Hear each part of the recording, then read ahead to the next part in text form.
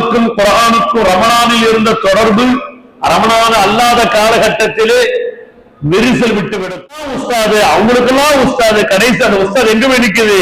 முஸ்அப் இப்னு உமைர் ரலியல்லாஹு போய்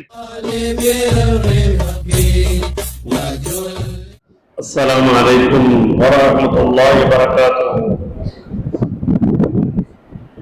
أعوذ بالله من الشيطان الرجيم. بسم الله الرحمن الرحيم. الحمد لله رب العالمين. نحمده ونستعينه ونستغفره ونؤمن به ونتوكل عليه ونعوذ بالله من شرور أنفسنا ومن سيئات أعمالنا. من يهده الله فلا مضل له ومن يضلل فلا هادي له. وأشهد أن لا إله إلا الله وحده لا شريك له. وأشهد أن سيدنا ونبينا مولانا محمدا عبده ورسوله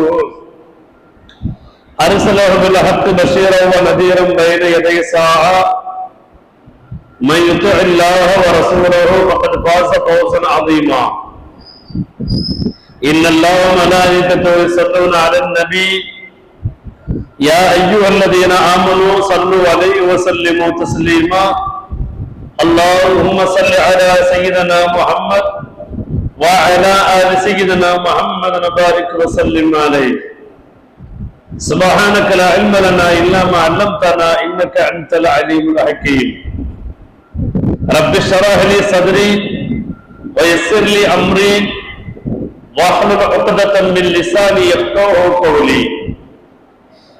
புகழ்நீக்கும் அல்லாஹ்வுக்கு உரித்தாவதாக.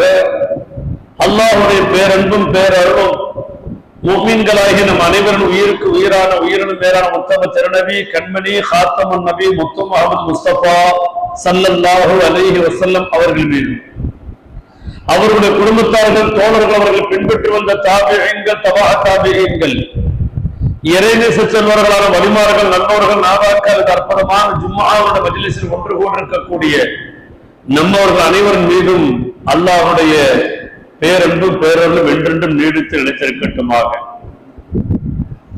ஆரம்பமாக நம் அனைவருக்கும் இறை அச்சத்தை கொண்டும் இஹ்லாஸ் என்ற உடல் தூய்மையை கொண்டும் மௌத்திற்கு முன்பாக தௌபா என்ற ஒரு நல்ல நசீபை கொண்டும் அல்லாஹ் நம் அனைவரையும் பொருந்திக் கொள்வானாக. அன்பிற்கினிய பெருமக்களே, அல்லாஹ் நல்லடியார்களே, அல்லாஹ் ரப்பல் ஆலமீன் எப்படிப்பட்ட ஒரு அற்புதமான ஒரு மார்க்கத்திலே நம்மை பிறந்து வாழச் செய்திருக்கிறார் என்று சொன்னால், வணங்கக்கூடிய ரப்பு எப்படி ஈடு இணை இல்லாதவனோ அதுபோல அவனால் அங்கீகரிக்கப்பட்ட இந்த மார்க்கமும் ஈடு இணை இல்லாதது. ரப்பு தன்னகத்தை என்னென்ன சிறப்புகளை எல்லாம் வைத்திருக்கின்றானோ அவன் மட்டுமல்ல, அவனால் அனுப்பப்பட்ட நபிமார்களும் சிறந்தவர்கள். அந்த நபிமார்களுக்கு இறைவனிடம் இருந்து இறங்கிய வேதங்களும் சிறந்தது. அதனால்தான் நாம் நம்முடைய ஈமான் என்ற இறை நம்பிக்கை விஷயத்தில் ஆமன்து பில்லாஹி வ மலாயிகத்திஹி வ குதுபிஹி வ ருசுலிஹி இவைகள் அனைத்தையும் நான் ஈமான் கொள்கிறேன் என்ற ஒரு நிலைக்கு வருகிறோம்.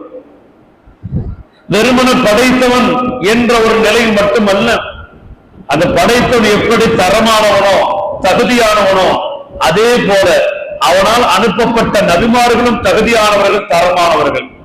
அவர்களுக்கு வழங்கப்பட்ட வேதமும் முழுக்க முழுக்க சத்தியத்தை சுமந்திருக்கக்கூடிய தரமான தகுதியான வேதங்கள். அப்படிப்பட்ட வேதம் இறங்கிய அருளிய மாதத்தை கடந்து அந்த வேத நூலை அந்த அருளிய மாதத்தில் அதிகமாக அதனை ஓதவும் ஓதி கேட்கவும் ஒரு மிகப்பெரிய ஒரு அந்யோன்ய தொடர்பை அந்த வேதத்தோடு நமக்கு ஏற்படுத்துவதற்கு தோதுவான ஒரு மாதமாக ரமலான் மாதம் வந்தது. ஆனால் எப்படி தொழுகை விஷயத்தில் நம்மவர்களாகிய நாம் ரமலானில் ரொம்ப ஈடுபாடோடு தொழுதுவிட்டு ரமலான் முடிந்ததற்கு பிறகு அவரா இவரு அப்படின்னு சொல்ற அளவுக்கு மாற்றங்கள் ஏற்பட்டது. நமக்கும் குர்ஆனுக்கும் ரமலானில் இருந்த தொடர்பு ரமலான அல்லாத காலகட்டத்திலே விரிசல் விட்டுவிடும். ஏன் என்று சொன்னால், குர்ஆன் அது சாதாரணமான வேதம் அல்ல.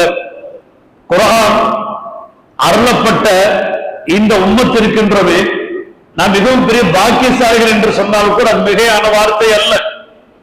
இந்த குர்ஆனுடைய மகத்துவத்தை நாம் விளங்கிக் கொள்ள வேண்டும் என்று சொன்னால், அல்லாஹ்வால் அருளப்பட்ட வேறு வேறு வேதங்கள் எப்படி காலப்போக்கில் அது சிதைவுபடுத்தப்பட்டது, அது ஊடுருவலுக்கு ஆக்கப்பட்டது என்பதையெல்லாம் நாம் அறிந்திருக்கின்றோம். ஆனால் 1400 சொச்சம் ஆண்டுகளுக்கு முன்பாக நபிகளாருக்கு எப்படி அந்த இறை வார்த்தைகள், இறை வசனங்கள் இறங்கியதோ, அது இன்று மட்டுமல்ல, உலகம் உள்ளளவும் ஒரு புள்ளியை கூட மாற்ற முடியாத அளவிற்கு அல்லாஹ் பாதுகாக்கப்பட்ட ஒரு வேதமாக அல்லாஹ் அதை ஆக்கி வைத்திருக்கிறான்.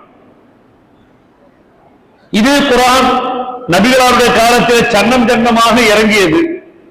ஆனால் இறங்கிய வசனங்களை முழு குர்ஆனை அல்ல, இறங்கப்பட்ட சில வசனங்களை, சில அத்தியாயங்களை காது கொடுத்து கேட்டதின் விளைவாகவே ஈமான் கொண்டவர்கள் பலர். உதாரணம் சொல்ல வேண்டும் என்று சொன்னால், வரலாற்று வழிநடுகிலும் சுபஹானல்லாஹ் ஏகப்பட்ட உதாரணங்கள். அதில் முதலாக உதாரணம் சொல்ல வேண்டும் என்று சொன்னால், சையதுனா உமர் இப்னு கத்தாப் ரலியல்லாஹு அன்ஹு அவர்களை சொல்லலாம். மிகப்பெரிய சான்று. அவர்கள் வெறுமன வீரமுடையவர்கள் மட்டுமல்ல, அவர்கள் மிகவும் புத்திசாலியும் கூட. அவர்கள் கல்வி பெற்ற ஒரு கல்விமான்களில் உள்ளவர். உமர் இப்னு கத்தாப் அவர்கள் எந்த அளவுக்கு விளக்கமுடையவர்கள் பற்றி சொல்லப்படுது. அவர் ஒட்டகம் மேற்றவர் தான் இல்லைன்னு சொல்ல வரல. அவர் ஒரு ஒட்டு துண்டுக்கு கூட கஷ்டப்பட்டவர் தான் இல்லைன்னு சொல்ல வரல. ஆனால் உமர் ரலியல்லாஹு அன்ஹு அவர்கள் விஷயமாக ரசூலுல்லாஹ் இப்படி ஒரு துஆ செய்தார்கள். யா அல்லாஹ், அரபுலகத்தில் 2 உமர்கள் இருக்கிறார்கள். 2 பேருமே ரொம்ப வீரம் நிறைந்தவர்கள். ஆனால் வீரம் நிறைந்திருக்கக்கூடிய விஷயம் மட்டுமல்ல, ஒருவரிடத்தில் வீரத்தோடு விவேகமும் இருந்தது, இன்னொரு இடத்திலே வீரம் மட்டுமே இருந்தது. அல்லாஹ் ரப்பல் ஆலமீன் இந்த இருவரில் துஆ செய்ததில் அல்லாஹ் கபூல் செய்து ஹிதாயத்தை கொடுக்கப்பட்டவர் வீரத்தோடு விவேகம் கொடுக்கப்பட்ட உமர் ரலியல்லாஹு அன்ஹு அவர்கள் மாத்திரம்தான். அவர்கள் ஈமான் கொண்ட விஷயத்தை பற்றி ஹதீசுகளிலே, வரலாற்றுகளிலே இப்படியெல்லாம் சொல்லப்படுகிறது. அல்லாஹ் அக்பர். நாயக கண்மணி ஸல்லல்லாஹு அலைஹி வஸல்லம் அவர்கள் இந்த புதிய தீன் இஸ்லாத்தை மக்களுக்கு மத்தியிலே சொல்லக்கூடிய அந்த காலகட்டத்தில் குடும்பத்திற்கு மத்தியிலே குழப்பம், குடும்பத்தினர்களுக்கு மத்தியிலே பிளவுகள், சமூகத்திற்கு மத்தியிலே கருத்து வேறுபாடுகள், இப்படிப்பட்ட நிலைமையிலே மக்கத்து காபிர்கள் எல்லாம் ஒன்று சேர்ந்து மசோரா செய்கிறார்கள். முகமது வந்ததற்கு பிறகு அவருடைய இந்த தீன் இஸ்லாத்தினுடைய விஷயங்கள் சொல்லப்பட்ட இந்த விஷயங்களை வைத்து நம்ம ஊருக்குள்ள எவ்வளவு குழப்பங்கள், எவ்வளவு பிரச்சனைகள், நம்மளும் என்னென்னவோ சொல்லி பார்த்துட்டோம், கூப்பிட்டு எச்சரித்து பார்த்துட்டோம், என்னென்னவோ கேட்டு பார்த்துட்டோம். ஆனா முகமது எதற்கும் என்ன இல்லை, நம்முடைய விஷயங்களுக்கு செவிசாய்க்கிற மாதிரி தெரியல. ஊருக்குள்ள பஞ்சாயத்து கூட்டப்படுது, பஞ்சாயத்தில் அறிவிப்பு செய்யப்படுகிறது, இறுதியாக அவர்களை கொலை செய்ய வேண்டும் என்ற முடிவுக்கு வருகிறார்கள். அப்ப ஊருக்குள்ள மிகப்பெரிய தாதாவாக, வீரராக இருந்தவர் உமர் ரலியல்லாஹு அன்ஹு அவர்கள் இஸ்லாத்தை ஏற்பதற்கு முன்பாக. அவர் அந்த கூட்டத்துக்கு வர்றாரு. என்னப்பா பிரச்சனை, எதுக்குப்பா இந்த பஞ்சாயத்து? இல்ல, ஊருக்குள்ள இந்த மாதிரி நடந்துகிட்டு இருக்குது. உமர் அவங்களுக்கு கோபம் வந்துருச்சு. மக்களுக்கு மத்தியில் குழப்பம் ஏற்படுத்துற, மக்களை பலப்படுத்தக்கூடிய, இப்படியெல்லாம் நமக்கு மத்தியில பஞ்சாயத்து வைக்கக்கூடிய அளவுக்கு ஒரு பிரச்சனைக்குரிய நபர் இருக்கிறாருன்னு சொன்னா அவர் ஏன் விட்டு வைக்கணும்? மற்றவர்களாவது நாயகத்தின் தலையை ஒட்டகத்திற்கு ஆசைப்பட்டு கொலை செய்ய வந்தார்கள். ஆனா உமர் அவர்கள் ஒட்டகத்திற்கு ஆசைப்பட்டல்ல, ஊருக்கு அமைதி கிடைக்கணும், ஊர் நிம்மதியா இருக்கணும் என்ற சமூக அக்கறையோடு என்ன செஞ்சாரு? வாள் எடுத்துக்கிட்டு ரொம்ப வேகமா வந்தார். என்ன நடந்துச்சு? அது ஒரு நீண்ட சம்பவம், நாம் பல தடவை கேள்விப்பட்டதுதான். உமர் ரலியல்லாஹு அவர்கள் நாயகத்தை தேடி வாளோடு தெருவில் போகும்பொழுது இடைமறித்தவர் கேட்கிறார், எங்க போறீங்க உமர்? இந்த மாதிரி அதுக்காக போய்கிட்டு இருக்கிறேன்னு சொன்ன உடனே, முகம்மதை கொல்றது இருக்கட்டும், முதல்ல உன்னுடைய சகோதரனுடைய வீட்டுக்கு போய் பாருன்னு சொல்லி போட்டு கொடுக்கிறார். என்னாச்சு? உன் சகோதரியும் மதம் மாறிட்டாருப்பா, அந்த புதிய மார்க்கத்தை ஏற்றுக்கொண்டாருப்பா அப்படின்னு ஒண்ணு. முதல்ல வீட்டை கவனிப்போம் சொல்லி நேர சகோதரனுடைய வீட்டுக்கு வர்றார். வீடு தாப்பா போட்டிருக்குது, உள்ள வெளியில இருந்து வேகமா தட்டுறார். இவர் தட்டக்கூடிய அந்த சத்தத்தை வச்சு உள்ளே இருந்தவர்கள் தெரிந்து கொண்டார்கள், உமர் வந்துட்டாரு, உமருக்கு விஷயம் தெரிஞ்சு போச்சு. தட்டும் வேகத்திலே புரிந்து கொண்டார்கள். அவர்களுக்கு இறங்கிய சில வசனங்களை அந்த ஆயத்துக்களை அந்த குர்ஆனை கற்றுக் கொடுப்பதற்காக உள்ள ஒரு நபித்தோழர் இருக்கிறார். கணவன் மனைவி, தங்கச்சி மாப்பிள்ள, இந்த ரெண்டு பேருக்கும் அந்த குர்ஆனை கற்றுக் கொடுப்பதற்கு உள்ள ஒருத்தர் இருக்கிறார். இவர் தற்ற வேகத்தை பார்த்த உடனே நம்மளால இவருக்கு ஓய்வு கொடுக்க வேண்டிய உஸ்தாதுக்கு தான் ஆயிடக்கூடாதுன்னு சொல்லி வீட்டுக்குள்ளே மறைச்சு வச்சு போய் கதவை திறக்கிறாங்க. கதவை திறந்ததுதான் தாமதம். உடனே வேகமா இணைஞ்சிட்டாரு, டப்புன்னு கையை நட்டி அடிச்சிட்டார். யார? தங்கச்சி மாப்பிள்ளை. கணவர் அடிபடுறத பார்த்த உடனே மனைவி பார்த்து சும்மா இருக்குமா? உள்ள போய் விழுந்து இடையில விழுந்து தடுக்க அடி திருப்பி இந்த அம்மாவுக்கு தங்கச்சிக்கே வில அங்க சகோதரனுடைய தலையில அடிபட்டு ரத்தம் வரும். ரத்தம் வந்தோன்னு கொஞ்சம் நிதானத்துக்கு வருது. அந்த ரத்தத்தை பார்த்த உடனே சொல்லுவாங்க இல்லையா, தான் ஆடாவிட்டாலும் தன் தசையாடும் என்று சொல்வார்கள். அது மாதிரி சகோதரனுடைய மண்ணில ரத்தத்தை பார்த்தோன்னு கொஞ்சம் அப்படி நிதானிக்கிறாரு. நீங்க ஏதோ ஓடிக்கிட்டு இருந்தீங்க, ஏதோ சத்தம் கேட்டுச்சு, அது என்னன்னு சொல்லுங்க. அதைத்தானே நான் கேட்டேன். அதுக்கு ஏன் இப்படி ரெண்டு பேரும் முரண்டு பிடிச்சு இப்படி அடி வாங்குற அளவுக்கு என்ன கோபத்தை கலப்புறீங்க சொல்லி கொஞ்சம் சாந்தமாவராரு பேசல. அப்போ சகோதரிக்கு தெரிஞ்சு போச்சு, இவர் நம்ம படிச்சுக்கிட்டு இருந்ததை கொண்டு ஏதோ காது விழுந்திருக்குது, அதைத்தான் அவர் கேட்கிறாருன்னு சொல்லி அது ஒண்ணுமில்லையே சமாளிக்கிறாங்க. இந்த ஏதோ ஒரு கணக்கு வேகமா எடுக்க போக, அது தொடாதீங்க, சுத்தம் இல்லாதவங்க தொடக்கூடாது, குளிச்சுட்டு வாங்க. ஒண்ணு டக்குனு சகோதரர் வீட்டுல குளிக்கிறாரு, அதை எடுத்து பார்க்கிறாரு. மாஷா அல்லாஹ், சூரத்து தாஹாவுடைய சில வசனங்கள், சூரத்து தாஹாவுடைய சில வசனங்கள். அதை பார்த்த உடனே உமர்ல அவங்களுக்கு கண்ணீர் வடியுது. சூரத்து தாஹாவை பற்றி இங்க ஒரு செய்தியை சொல்லி ஆகணும். அல்லாஹ் ரப்பல் ஆலமீன் ஏற்கனவே லஹும் அப்போல்ல தான் நிர்ணயித்த விஷயம்தான் இந்த நபியினுடைய வருகையும் இந்த நபிக்கு அருளப்படக்கூடிய குர்ஆன். அந்த குர்ஆனில் சூரத்து தாஹா, சூரத்துல் யாசீன் இரண்டையும் பார்த்த மலக்குமார்கள் கேட்டார்களாம், இந்த உனது திருமறையிலே இந்த சூரத்து தாகாவும் யாசீனும் அருளப்பட்டிருக்கிறது, இது எந்த உம்மத்துக்காக? முஹம்மது ஸல்லல்லாஹு அலைஹி உம்மத்துக்காக. இந்த இரண்டு சூறாவை பெறக்கூடிய அந்த முஹம்மது ஸல்லல்லாஹு அலைஹி உம்மத்துக்களுக்கு எங்களுடைய வாழ்த்துக்கள் என்று மலக்குமார்கள் சொன்னார்களாம். அவ்வளவு அற்புதமான ஒரு சூறாவா என்னது? சூரத்து தாஹா, சூரத்துல் யாசீன். அந்த இரண்டு சூறாக்களும் இந்த பூமியில் அருளப்படுவதற்கு முன்பாகவே வானவர்கள் மூலமாக, மலக்குமார்கள் மூலமாக கிரீட்டிங், வாழ்த்து பெற்ற ஒரு சூறா என்று சொன்னால் அது சூரத்து தாஹாவும் சூரத்துல் யாசீன். அப்படிப்பட்ட சூரத்து தாஹாவுடைய சில வசனங்களை படித்து பார்த்த உடனே அல்லாஹ் அக்பர், ஒரு மிகப்பெரிய மேஜிக் அப்படின்னு தான் சொல்லணும். அப்படின்னு ஒரு அற்புதம் அப்படியே உள்ள மாறிடுச்சு. உடனே இப்போ முஹம்மது எங்க இருக்கிறாங்க? சகோதரிக்கு புரிஞ்சிருச்சு, அவருடைய உள்ளத்துல மாற்றம் ஏற்பட்டுருச்சு. அண்ணனை பத்தி தங்கச்சிக்கு தெரியாதா? அவருடைய பேச்சு, பார்வை எல்லாம் தெரியும் இல்லையா உடன் பிறந்தவருக்கு? அப்போ அவருடைய கண்ணுல பழைய கோபம் இல்ல, அவரை வெட்டணும் கொலை செய்யுங்கிற வெறி இல்ல. இப்ப அவருடைய கண்ணுல ஒரு விதமான மாற்றம் தெரியுது, ஹிதாயத்துக்கு உண்டான அடையாளம் தெரியுது. உடனே அவங்க இருக்கக்கூடிய இடத்த சொல்றாங்க, அர்க்கம் ரலியல்லாஹு ஒரு வீட்டுல இருக்கிறாங்கன்னு சொல்லி நேர அங்க வர்றாரு.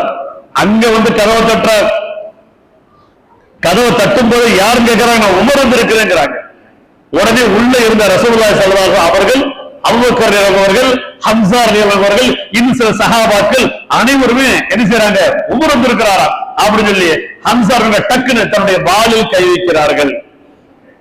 ரசூலுல்லாஹ் நீங்க போகாதீங்க, கதவை திறக்கிறதுக்கு நாங்க பார்த்து தரோங்கிறாங்க.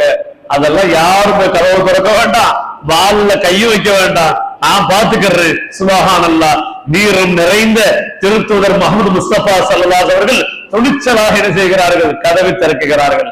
அவங்க துவா செஞ்சுட்டாங்களே, ரெண்டுல ஒண்ணு கொடுறா அல்லாஹ் அப்படின்னு சொல்லி. அப்போ ஏதோ ஒரு ஒர்க் அவுட் ஆயிடுச்சு. ஒண்ணு வந்து கதவை தட்டுது, ரசூலுல்லாஹ் புரிஞ்சுக்கிட்டாங்க, கதவை திறக்கிறாங்க. உமர் நிற்கிறாங்க. ரசூலை பார்த்த உடனே ஷஹாதத் கலிமா சொல்றாங்க. சுப்ஹானல்லாஹ், ஒரு குர்ஆன் ஏற்படுத்திய மாற்றம்.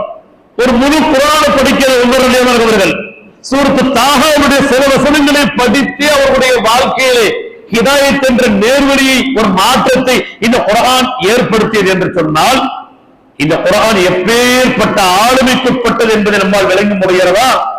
சுப்ஹானல்லாஹ்.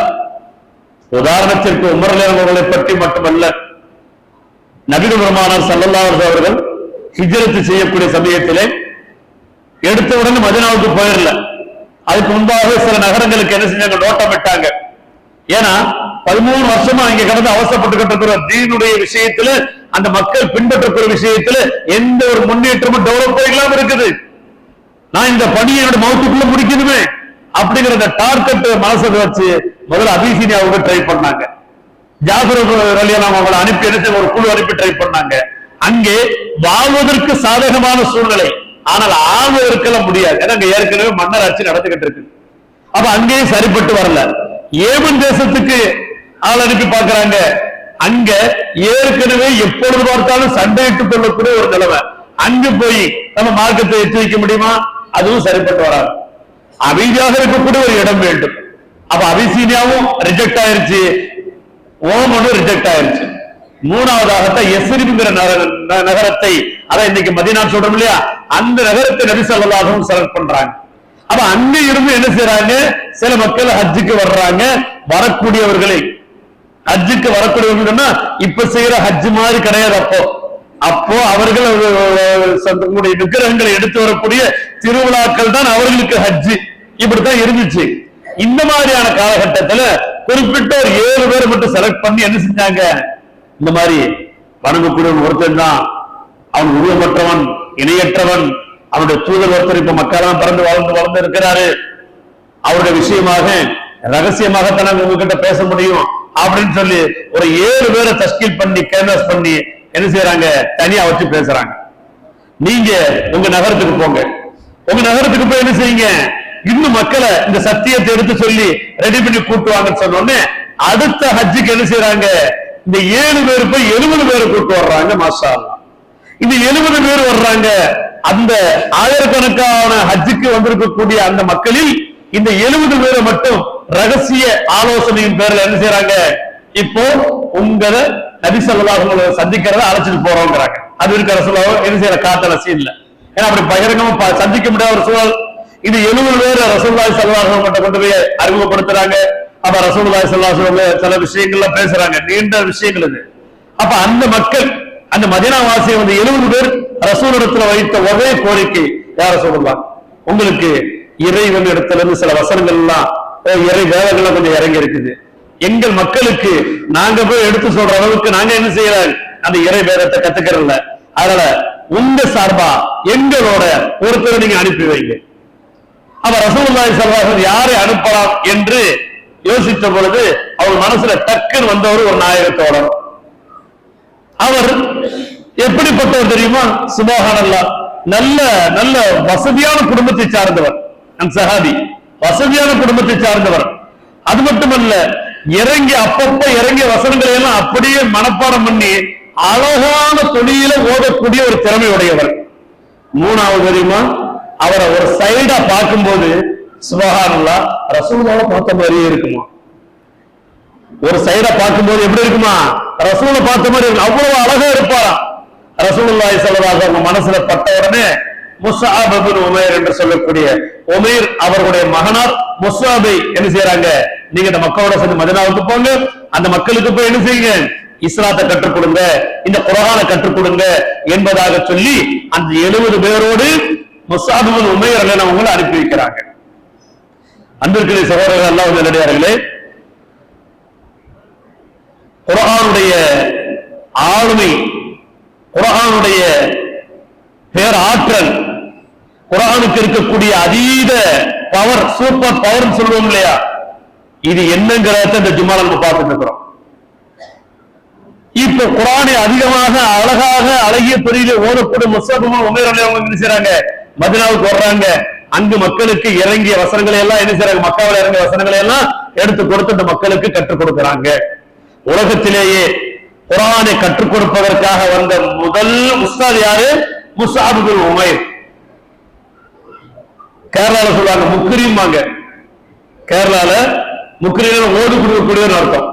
வேர்ல்டுல இந்த குர்ஆனை முதலாக மதரசா என்று சொல்லக்கூடிய விஷயத்தை ஒரு அரபி பாடசாலையை உருவாக்கி மக்களுக்கு குர்ஆனை போதித்தவர் யாருதான் உஸ்தாது, அவங்களுக்கெல்லாம் உஸ்தாது. கடைசி அந்த உஸ்தாத் எங்க போய் நிக்குது, முஸ்அப் இப்னு உமைர் ரலியல்லாஹு அன்ஹு போய். இங்க என்ன நடக்குது தெரியுமா, மதீனாவுல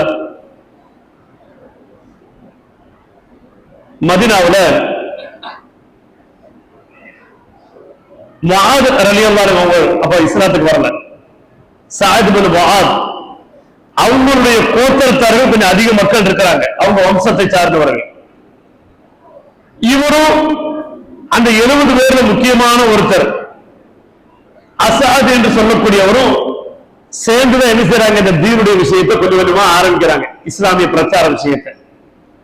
அவர் மக்களுக்கு மத்தியில் எடுத்து சொல்லிக்கிட்டு இருக்கக்கூடிய இந்த விஷயங்களை கொஞ்சம் கொஞ்சமா அப்படியே பரவு மதீனாவுல. அந்த செய்தி பரவி எங்க வருது, சஅத் பின் முஆத் என்று சொல்லக்கூடிய அந்த மதீனாவாசிக்கு அந்த தகவல் வருது. அவர்தான் அவருடைய ஹான்தானுக்கு, அவருடைய அந்த அந்த பரம்பரைக்கு அந்த சந்ததியினர்களுக்கு அவர் தான் லீடரும் கூட. அந்த லீடரா தலைமையாக இருக்கக்கூடிய அவருக்கு இந்த தகவல் போகுது. உடனே மக்களை எல்லாம் கூப்பிட்டு சொல்றாரு, இந்த சமீப காலமா மதீனாவுல மக்காவில இருந்து யாரோ ஒருத்தர் வந்திருக்கிறாரா, அதுக்கு நம்ம இனத்தை சார்ந்தவரை ஒருத்தருக்கு இடம் கொடுத்து உட்கார வச்சு அவருக்கு ஹெல்ப் பண்ணிக்கிட்டு இருக்கிறாரா, ஊர்ல என்ன நடக்குன்னு யாரும் கவனிக்கிறது இல்லையா, பார்க்கறது இல்லையா, கேட்கறது இல்லையா, இத போய் என்னன்னு கேட்டு அவரை முதல்ல ஊரை விட்டு காலி பண்றதுக்கு நான் வரைய பாருங்க அப்படின்னு சொன்ன உடனே அவர்களுடைய கூட்டத்தில் இருந்த ஒருத்தர் என்ன செய்யறாரு, அவர் கொஞ்சம் திறமையானவர். முஆத் ரலியல்லாஹு அன்ஹு உங்களுக்கு அடுத்த அந்தஸ்துல இருக்கிறவர் வச்சுக்கோங்களேன், அவரு நான் போய் என்னன்னு கேட்டு வர சொல்லி கையில ஈட்டி எடுத்தவராக ரொம்ப விறுவிறுன்னு கோபத்தோட ஆவேசத்தோட என்ன செய்யறாரு, நேர முஸ்அப் பின் உமைர் இருக்கிற இடத்துக்கு வர்றாரு. கூட இருக்கிறாரு அந்த உள்ளூர் வாசி ஒருத்தர் ரகுபர், அவரு சொல்றாரு, முஸ்அப் அவர்களே, வர்றவரு கொஞ்சம் விவரமான ஆளும் கூட, கொஞ்சம் விவகாரமான ஆளும் கூட, அதனால நீங்க கொஞ்சம் பார்த்து பேசுங்க அவர்கிட்ட, அதை பத்தி நீங்க கவலைப்படாது, நான் பார்த்துக்கிறேன். நபிகளால் தேர்ந்தெடுத்து அனுப்பப்பட்ட ஒரு தூதர் எப்படி இருப்பாரு, திறமைசாலியாக மட்டுமல்ல, அவரும் விவேகமுடையவராக, பொறுமைசாலியாக, எதை கண்டும் அஞ்சாதவராக தைரியமாக நிற்கிறார். கிட்ட வர்றாரு, ஈட்டி அவருக்கு முன்னாடி கொண்டு இந்த பூமியில ஒரு தட்டு கட்டி சொல்றாரு, என்னப்பா நடக்குது இங்க, என்ன நடக்குது, என்னென்னமோ கேள்விப்படுறோமே, ஊருக்கு வந்து பிரிவினை ஏற்படுத்துறீங்களா, ஊருக்கு வந்து குழப்பத்தை ஏற்படுத்துறீங்களா, மரியாதை சொல்ற ஊரை விட்டு காலி பண்ணுங்க, இடத்தை விட்டு காலி பண்ணுங்க. அப்ப முஸ்அப் பின் உமைர் கொஞ்சம் கூட அலட்டிக்கிறாம, பயப்படாம, தைரியமா, நிதானமா, சாந்தமான முறையில சொல்றாங்க, தோழரே முதல்ல உட்காருங்க, எஜ்லிஸ் தஸ்மஅ மா அகூலு, நான் என்ன சொல்றேங்கிறது ஒரு தடவை கேளுங்க, உட்காருங்க, நான் என்ன சொல்றேங்கிறது ஒரு தடவை கேளுங்க, அதுக்கப்புறம் நீங்க பிரியம் இருந்தா என்ன செய்யுங்க, அதை ஏற்றுக்கோங்க, இல்லைன்னா ஏற்றுக்கொள்ளாம போகாது, உங்களுடைய பிரியம். நான் சொல்வது தவறு என்று சொன்னால் நீங்க தவறு என்று ஒத்துக்கொண்ட அதே நேரத்தில் நான் என்ன செய்யறேன், ஊரோட்ட நான் போயிடுறேன். அவர் யோசிச்சாரு, சரிதான், மோரோட உட்கார்ந்தார், உட்கார்ந்த உடனே பாதி கோபம் குறைஞ்சிரும். அதனால ரசூலுல்லாஹ் சொன்னாங்க, கோபம் வந்தா நிக்காதீங்க, என்ன செய்யுங்க, மோர உட்காருங்க. நிக்க நிக்க சைத்தான் ஜதுபை ஏத்து குதிக்க வைப்பான். எப்படா நீ என்ன போட்டு கேட்கலாம், எப்படா அப்படி அதே உட்கார சொல்லிருங்க, ரசூலுல்லாஹ் சொன்ன மெத்தேடு, உட்கார்ந்துட்டா பாதி புஷ்ஷுன்னு ஆகி போயிடும், படுத்துட்டா அதுவும் போயிடும். அதனால ரசூலுல்லாஹ் சொன்னாங்க, உங்களுக்கு மோர உட்காருங்க, இன்னும் அடங்கலையா படுத்துருங்க, இன்னும் இருக்கிற மாதிரி மோல ஒளி செஞ்சுட்டு வாங்க. ஏன்னா கோபம்ங்கிறது அது சைத்தானுடைய குணத்துல உண்டானது, அது ஒரு தீ மாதிரி, நெருப்பு மாதிரி. நீங்க ஒளிவின் மூலமாக அந்த நெருப்பை அணைச்சிட்டீங்கன்னா கோபம் உங்களை விட்டு போயிடும். ஒளிவில் எவ்வளவு சிரமம் பாத்தீங்களா, மாஷா அல்லாஹ். இப்ப உட்கார சொன்னாங்க, உட்கார்ந்தாரு, கொஞ்சம் நிதானம் ஆயிட்டாரு. இப்ப விஷயத்த என்ன செய்யறாரு, பயான்லாம் பண்ணல, இறங்கிய திருவசனங்களில் சூரத்துல் பக்ராவுல சில வசனங்களை எடுத்து விட்டார். சுப்ஹானல்லாஹ், அப்படியே மாறிடுச்சு. மாஷா அல்லாஹ், என்ன மேஜிக், என்ன அற்புதம் நடந்தது. இந்த குர்ஆன் எத்தனை பேருடைய வாழ்க்கையில மாற்றங்களை ஏற்படுத்திக் கொண்டிருக்கிறது. அல்லாஹு அக்பர். அன்பிற்குரிய பெருமக்களே, பேசி முடிச்சுட்டு இவர் திரும்பி வர்றாரு தான் கூட்டத்தின் பக்கம். இவர் வர்றதுக்கு கூட்டத்துக்குள்ள என்ன பேசிக்கிட்டு இருக்கிறாங்க, சஅத் பின் முஆத் அவருடைய கூட்டத்தார்கள் போயிருக்கிறாரு. போன வேகத்தை பார்த்தா எல்லாரும் பலாரப்பலாம் நான் கொடுத்து இடத்த விட்டு காலி பண்ண வச்சிருப்பாரு அப்படின்னு சிலர். சேச்சா அப்படிலாம் இல்ல, 4 திட்டு அதட்டி ஊரை விட்டு விரட்டிட்டு வருவாரு அப்படின்னா பேசிக்கிட்டு இருக்கிறாங்க.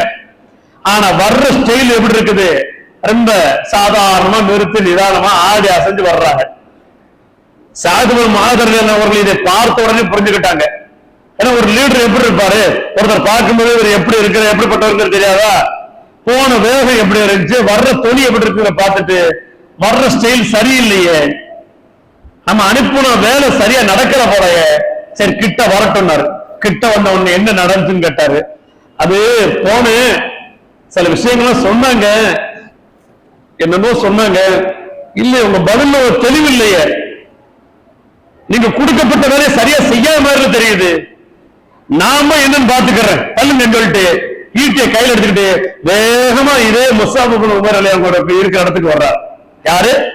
சஅத் இப்னு முஆத் ரலியல்லாஹு அன்ஹு அவர்கள். அல்லாஹ் அக்பர். இப்ப பக்கத்துல இருந்த அந்த ரஹ்மர் உள்ளூர் வாசி சொல்றாரு, தலை வந்துருச்சு, இவர் மட்டும் இஸ்லாத்தை ஏற்றுக்கொண்டார்னா இவருடைய குடும்பம் மட்டுமல்ல இவருடைய கோத்திரத்தார்கள் அனைவருமே சொல்லுவாங்க இல்லையா, அங்க போய் கேட்டா ஓட்டு சிந்தாம் சோற குடும்பம் ஃபுல்லா அப்படியே உண்மையா அப்படி பேசுறாங்களே எலெக்ஷன் டயத்துல, அதே மாதிரி மற்ற இடத்துலயாவது ஒரு கருத்து வேறுபாடு வரும். ஆனால் முஸ்அப் ரலியல்லாஹு அன்ஹு சொல்றாங்க, சஅத் இப்னு முஆத் அவருடைய கூட்டத்தார்கள் ஒருத்தர் கூட என்ன செய்ய மாட்டாங்க, மாற்றம் செய்ய மாட்டாங்க, இவர் என்ன சொன்னாலும் அப்படியே கேட்பாங்க. அப்படிப்பட்ட ஒருத்தர் வர்றாரு, பார்த்து வரது சொல்லி இங்க இருந்து பக்கத்துல இன்டிமேஷன் கொடுக்கிறார், வரட்டும் பார்த்துக்கலான்னு தைரியமா நிக்கிறாங்க. இவர் என்ன செஞ்சாரு, தலைவர் இல்லையா, இன்னும் கொஞ்சம் கெத்து காட்டுற மாதிரி டன்னு அந்த ஈட்டியை தூக்கி வச்சுட்டு சொன்னாரு, என்னப்பா நடக்குதுங்க, ஆள் அனுப்பினாலும் ஏதோ சொதப்பு விடுற அவங்கள கலங்க வச்சு அனுப்புறேன், அவங்களை குழப்பி விட்டு அனுப்புறேன், நான் யாரு தெரியுமா, ஏப்பா நீ நம்ம கூட்டத்தை சார்ந்தவன், நீ இவருக்கு இருக்கிறதுக்கு இடத்தை கொடுத்து இந்த மாதிரி எல்லாம் பிரச்சனை பண்ணிக்கிட்டு இருக்கிறதுக்கு நீ தான் காரணம், எனக்கு வர்ற கோபத்துக்கு தலை எடுத்துருவோம் பார்த்துக்கோ. யார் சொல்றா? சஅத் இப்னு முஆத் ரலியல்லாஹு அன்ஹு சொல்றாங்க, இஸ்லாத்துக்கு வரல. அப்போ குதின்னு குதிக்கிறார். முஸ்அப் இப்னு உமைர் சொன்னாங்க, நீங்க ஒரு பெரிய கூட்டத்துக்கு தலைவர், மதீனாவுக்கு சொந்தக்காரர்,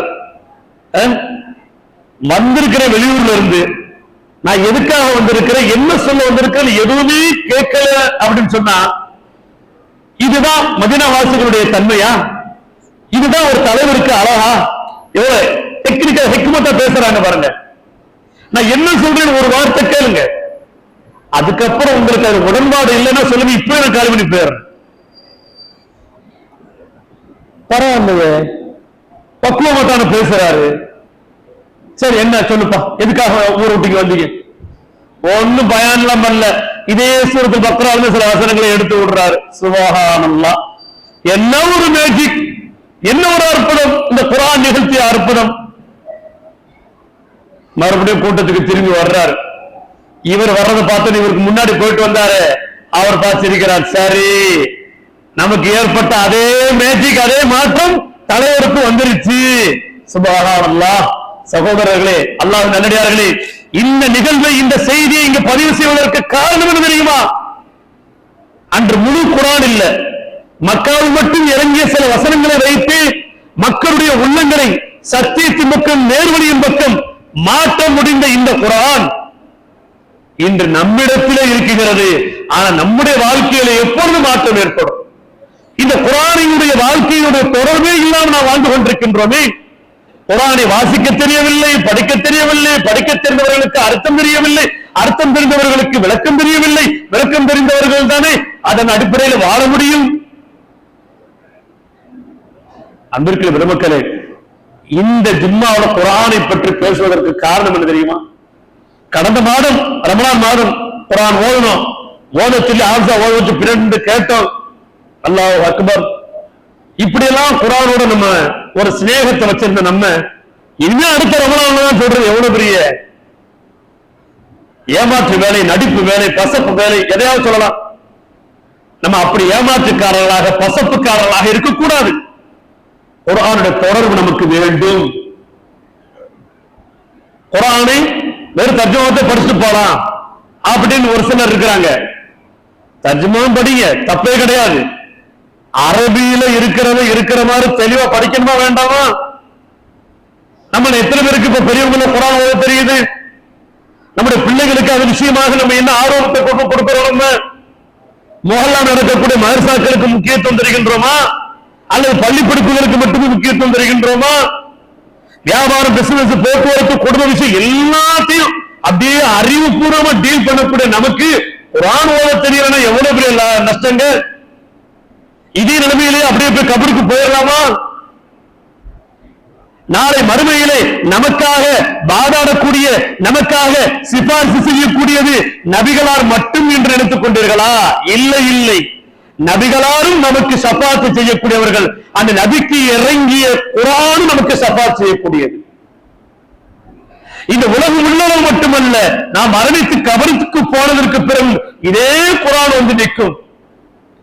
அது நமக்கு அதுக்கு மத்தியில் இருக்கக்கூடிய லிங்கினுடைய எஃபெக்டை பொறுத்து எவ்வளவு தொடர்பு இருந்தமோ அந்த அளவுக்கு அந்த குர்ஆன் கபர்ல வந்து நிற்கும். கபர்ல நிற்கும் சொன்ன சும்மாவா? இப்ப இப்படி சொன்னா நமக்கு தெரியாது. கபர் எப்படி இருக்கும்? இருட்டா இருக்கும், பக்கத்துல யாரும் இருக்க மாட்டாங்க, தனிமையின் வீடு, ரிஷி தம்புகள் பூச்சிகள் நிறைந்த வீடு. இந்த இடத்துல நம்மளை தனியா போட்டா எப்படி இருக்கும்? இந்த இடத்துல ஒரு துணை இருந்தா நமக்கு எப்படி இருக்கும்? சந்தோஷமா இருக்கும். அந்த துணை இந்த குர்ஆன். இந்த குர்ஆன் சொல்லும், நீ பயப்படாத, நீ கவலைப்படாத, உன்னை அல்லாஹ்வை எப்படியாவது மன்றாடி உன்னை சொர்க்கத்தில் சேர்க்கும் வரை நான் உன்னை என்ன செய்ய மாட்டேன், பிரிய மாட்டேன். அல்லாஹ்வும் மறுமையில என்ன சொல்றார்? ரசூலுல்லாஹ் சொல்றாங்க, நீ இந்த குர்ஆனுடைய இந்த வசனங்களை, நீ ஆயத்துக்கள், இந்த சூறாக்களை ஓதிக்கிட்டே போ, எங்க நிப்பாட்டியோ அதுதான் உன்னுடைய தங்கக்கூடிய இடம் என்று மறுமையில் நம்முடைய தங்கும் இடத்தை நிர்ணயிக்கக்கூடியது இந்த குர்ஆன். இந்த குர்ஆனுக்கு நம்ம என்ன முக்கியத்துவம் கொடுக்கிறோம்?